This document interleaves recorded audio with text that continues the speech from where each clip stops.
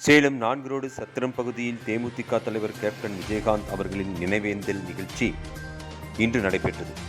மலர் தூவி அஞ்சலி செலுத்தி 300 பேருக்கு அன்னதானம் வழங்கப்பட்டது.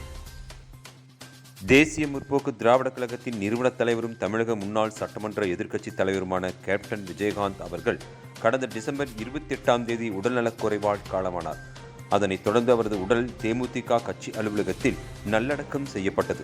இந்த நிலையில் தேமுதிக தலைவர் கேப்டன் விஜயகாந்த் அவர்களின் மறைவிற்கு தமிழகத்தின் பல்வேறு பகுதிகளிலும் தேமுதிகவினர் மற்றும் பொதுமக்கள் அஞ்சலி செலுத்தி வருகின்றனர். அதன் ஒரு பகுதியாக தேமுதிக தலைவர் கேப்டன் விஜயகாந்த் நினைவேந்தலை ஒட்டி சேலம் மாநகர் மாவட்ட தேமுதிக சார்பில் செவ்வாய்ப்பேட்டை பகுதி 4 ரோடு சத்திரம் அருகே விஜயகாந்த் திருவுருவப்படத்திற்கு மாலை அணிவித்து அஞ்சலி செலுத்தும் நிகழ்ச்சி இன்று நடைபெற்றது.